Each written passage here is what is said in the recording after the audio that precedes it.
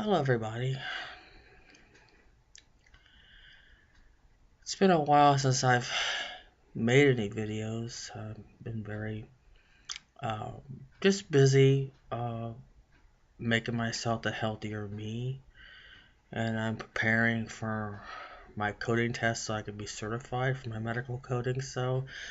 And on top of that, all this week I've been very busy taking care of my 4-year-old grandson. So I've been really busy. But in this video, I would like to talk with you about the fear and the crazy making that the narcissistic mother has done to you, your narcissistic mother. And believe me, I've been down that road many times. The fear and the crazy making are just two of their weapons that they would just love to use, so that way they can keep their hooves and reign and just have you on a reign to just control you. And I know it's easier said than done when it comes to fear, but you gotta ask yourself, where do you want to be? Don't you want to be happy? Don't you want to be able to call the shots in your life?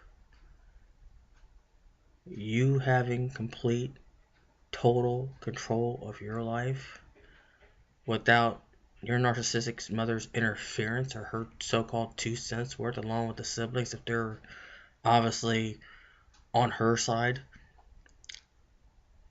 Because I want to tell you something, fear, especially fear, is what's going to hold you back. And at some point, you've got to stop running away. And you're just going to have to say, I'm not going to let fear run my life anymore. I'm not going to allow my narcissistic mother to run my life. You cannot go through life letting any type of fear rule you. And like I said, I know it's easier said than done, but it can be done. And,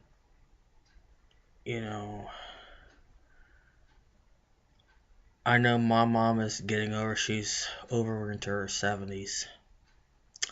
And I know that she's not as smart as, well, she never was smart. She always claimed she was, but I always know that, she's at an age now where the mind starts going and gets very senile. And, of course, I know, since I think she knows that her mind is not as sharp as it once used to be, that I know that she will involve my sisters in some way, shape, or form. And I'm not scared of them either, because they're not that smart to begin with. None of them are smart. And that's one of the best things I can sit here and wear the word scapegoat, and wear it with pride. Because I know as a scapegoat, scapegoats are known to be smarter and stronger, more beautiful, more resilient. And that's what I am. And like I said, I'm no longer a victim of narcissistic abuse. Doing these videos, going through therapy, and recently I've gotten myself involved in a wonderful group of ladies up on Facebook. The Daughters of Narcissistic Mothers is a wonderful group of ladies, and I believe God's got a calling on me to help others heal like I have healed. And I feel that's my calling. And I want to help people like you, that's going through a very tough time, that's really come to the realization of the type of abuse that you were subjected to, and now you know that there's a name to it. And believe me, you are validated. I believe you. Because I've been down that road before. And I'm telling you, I mean, you have to get over the fear factor. You have to get over, to just get to the point saying no more. I want to be happy. And I'm not going to let this narcissistic, my narcissistic mother rule me. I'm not going to let her fear tactics rule me, because I know it's nothing but talk. And I know if she were to involve my siblings as a reinforcement, well, they're nobody anyway. And that's what you got to look at. I mean, if your narcissistic mother has your siblings involved on her team, just know that they are nothing. They are nobodies. And they think they have the upper hand. Well, let them think what they want to. And all the crazy making and all the gaslighting, as they call it, as it's being known as, to make you crazy, to make you think you don't know what you're talking about, you're deluded. Believe me, if I had $20 for each sibling that has told me that, believe me, I would have a couple months worth of my rent paid already. But you have to get over the fear. You have to decide and take control. It's like, no more. I don't care what they say. I don't care what they do. But I would recommend this. I mean, if they write letters or voicemails or emails, save them. If they're that stupid enough to do that. They may be smart in some areas, but in a lot of areas they're stupid. Because just think, if you can get a narcissist so mad, I mean really mad, just by ignoring them and by rejecting their projections on you, and you standing up for yourself and pay them back by living your life well, to where they can't stand it, you get them pissed off enough, they're gonna say stuff without even thinking, and you basically just gotta let them walk into it before it's too late. It's kind of like catching a narcissist walking right into a quicksand trap, and there you got him. And it's like, I got you. So that's why it's important to keep emails, print them out if you have to, any letters, anything they send you, any voicemails, save them, anything. Because they're going to walk into their own shit somewhere. Now, when you get so mad, angry, you don't think. And believe me, I've been down that road to where I get so angry I can't think. So, yeah, I would say narcissists are smart in some ways, yes, but in some ways they're not. So if you can make them angry enough to where they just do stupid shit, you got them. That's that's how you get them. And it's a process. I mean, you're not going to get over the fear overnight. Just like with anything, you're not going to get over this overnight. For me, it took a lot of work. But it was also a lot of past experiences that really got me thinking, that's made me strong. And it's scare tactics. It's to control you. And you got to break free of their control, and you can do it. It's doable. Don't never let anybody tell you that it's not. And the people that don't understand or don't want to understand or just don't understand, don't waste your time on them. Hopefully, maybe they'll get it someday, and maybe someday they won't, but you don't have time for that mess. You gotta take care of you. You gotta come to understanding of what's happened to you and get a grip on things, realizing that your narcissistic mother's never going to love you. I don't care how much she promises you. I don't care how nice she talks to you. I don't care if she buys you an expensive gift. I don't care what she does. Because it's a trap. A very big trap. Don't fall for it. And just like with the crazy making, like they don't want to make you crazy and I can tell you one thing. There was a time where I knew, and my oldest daughter even witnessed the whole conversation.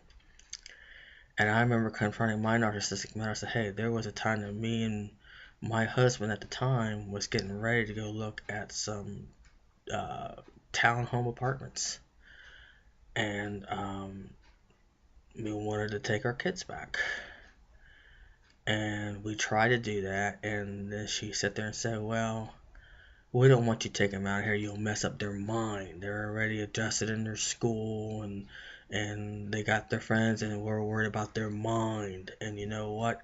When I confronted my narcissistic mother a couple years back and confronted her about that, you know what she said? I didn't say that. I don't remember saying that. So there's a true example of gaslighting right there. And what's funny about it, that my oldest daughter witnessed that whole entire conversation and knew what was said.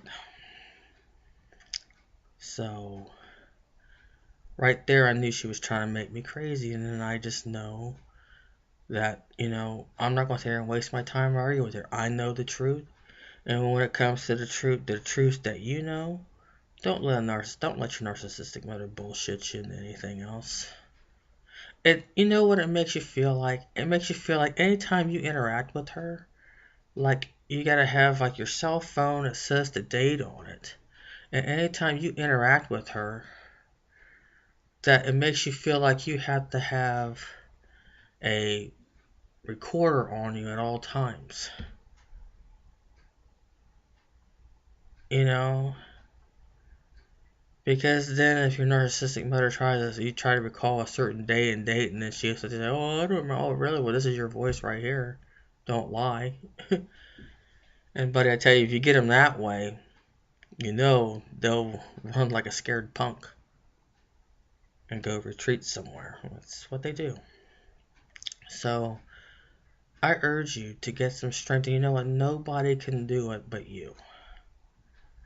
I mean, I encourage you to just take it one step at a time. It's all a shock. It's all a mental trauma. Believe me, I understand it. I've been down that road. I sympathize with you. I empathize with you. I feel you. I've been there. But only you can muster up the strength to not be ruled by fear. If you want to be happy, you have to take a stand and say no more. And I remember something that Joyce Meyer always said. Sometimes you gotta do things afraid. And she's right. Even I know there's a scripture in the Bible, I think it's in Philippians, called work out your own salvation through fear and trembling. And like I said, I don't make anything of my videos a sermon, but the scriptures really apply here. And I strongly believe in God. And if it weren't for God, I wouldn't be as strong as I am right now. So I praise Him. And I thank Him from where I'm at. Because I'm no longer scared of my narcissistic mother and my sisters. And it's been well over 2 months, going on to 3 months, that I have had no contact with my narcissistic mother. And, I've been on the lookout. My radar ears, my rabbit ears have been up. So I have not let my guard down whatsoever. And you can't either. So that's why it's important to just get over your fear and everything else. And, you just can't let fear rule you. Because I choose not to. Well, I'll end this video for now. And as always, I wish you love, peace, joy, and happiness. And just know that you are loved. Thank you. Bye for now.